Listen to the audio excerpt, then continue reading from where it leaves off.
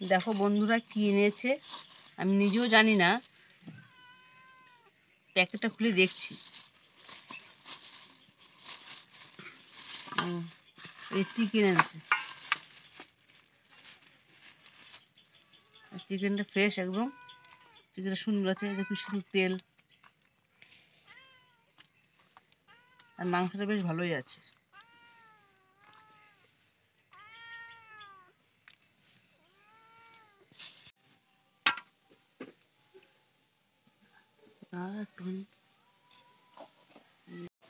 আমি চিকেনটাকে ভালো করে ধুয়ে পরিষ্কার করে লেবু মাখিয়ে রেখেছিলাম। এই লেবু মাখানোর পর এই যে কতটা জল বেরিয়েছে। নমস্কার বন্ধুরা, প্রতিদিনের মতো আমি আরেকটা ভিডিও নিয়ে হাজির হলাম। আজকে আমি চিকেনের একটা রেসিপি করব। তার জন্য এখানে পেঁপে, ডুমো ডুমো করে পেঁপে কাটা, আলু কাটা, দুটো টমেটো আছে, ডুমো ডুমো করে বেশ মোটা মোটা সাইজের পেঁয়াজ কেটেছি, এরকমভাবে দেবো আজকে। আর রসুনটা থেতলে নিয়েছি। আর এখানে আছে শুকনো লঙ্কা আর জিরে আর হচ্ছে গোলমরিচ বাটা, আর এখানে হচ্ছে আদা বাটা। এখন আমি আলুটা আর পেঁপেটা ভেজে নেব। এখন দিয়ে দিলাম তেল। কড়াইটা আমার গরম হয়ে গেছে। আমি অনেক চেষ্টা করি অল্প তেলে রান্নার। যতটা তেলের উপর আলুগুলো ছেড়ে দিলাম। আলু আর পেঁপে যাই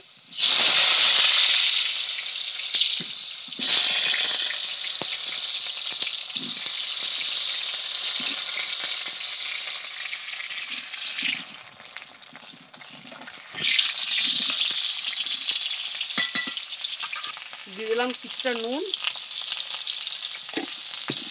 আর দিয়ে দেবো সামান্য একটু হলুদ।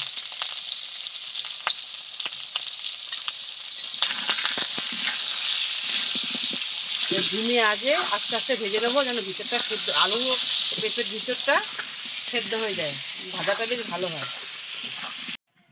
আমার আলু আর পেঁপে ভাজা হয়ে গেছে। এখন আমি আলু পেঁপে ভাজা তেলের উপরে আর একটু তেল দিয়ে দিলাম।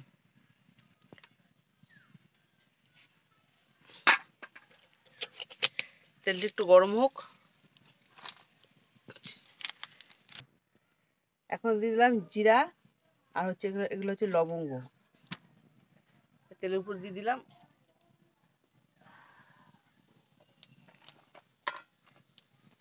দিয়ে দেবো একটা শুকনো লঙ্কা।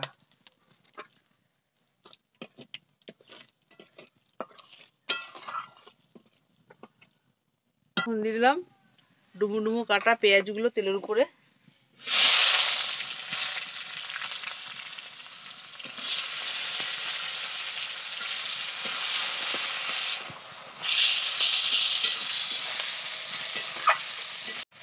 এখন থেতলানো রসুনগুলো দিয়ে দিচ্ছি। রসুন যদি এবার থেতলে মাংসটা রান্না করো না, খেতে খুব সুন্দর লাগে, দারুণ লাগে খেতে। তোমরা এভাবে একবার খেয়ে দেখো, তারপর আমাকে কমেন্ট করে জানিও যে খেতে কেমন হয়েছে। এখন দিয়ে দিলাম 1 চামচের মতো আদা বাটা।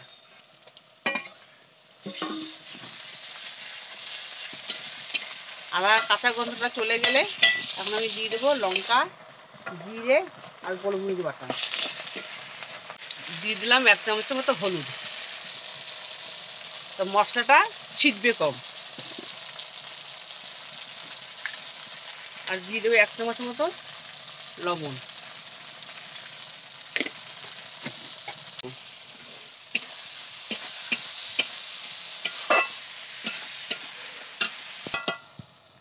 আমার মশলাটা কষানো হয়ে গেছে।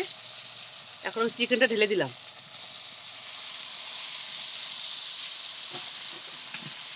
আমার এখানে 900 গ্রামের মতো চিকেন আছে।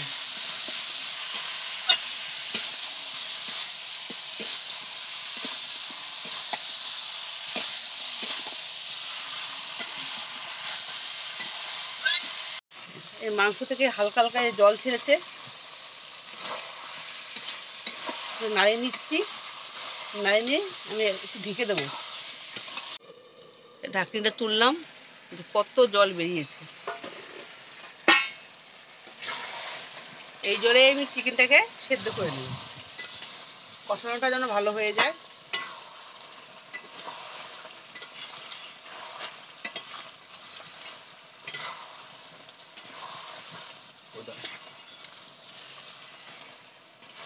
দিয়ে দিলাম আর একটা টমেটো কুচি, আর দিয়ে দিলাম এখানেও গোটা গোটা 4টে পেঁয়াজ। এই চিকেনের সঙ্গে পেঁয়াজটা যখন কষানো হয় চিকেনটা তখন দিলে বেশ ভালো লাগে খেতে। আর দিয়ে দেবো আর একটু নুন।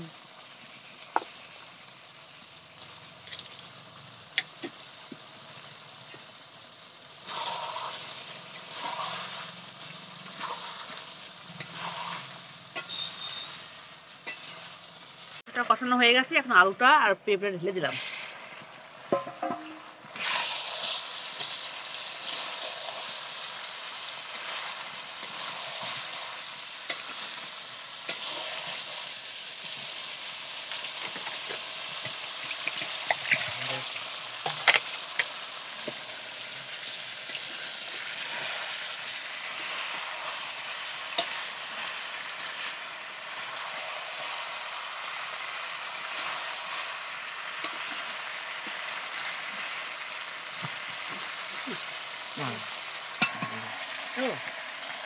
আমার চিকেনটা কষানো হয়ে গেছে, এখন জল ঢেলে দিলাম।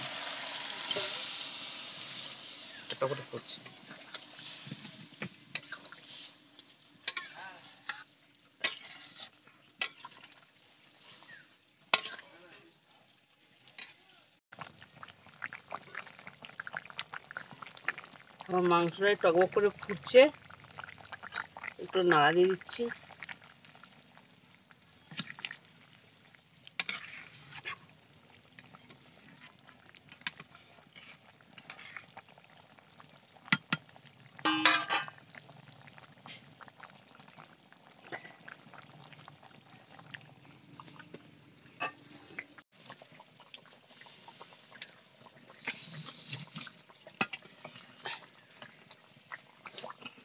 এই চিকেনটার নাম হচ্ছে রসিয়ে কষিয়ে চিকেন, রসিয়ে কষিয়ে স্পাইসি চিকেন। এটা রুটি বলো, পরোটা বলো, গরম গরম ভাতে বলো, খেতে বেশ দারুণ লাগে। আপনি যদি যে হোক, যে কোনো বন্ধুরা বলছি, রসুন যদি থেতলে চিকেনটা রান্না করেন তার স্বাদটা যেন দ্বিগুণ হয়।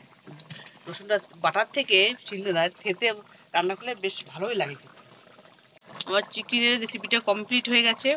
এই যে আমার সানরাইজের গরম মশলা, এখন এটা দিয়ে আমি মাংসটা নামিয়ে নেব।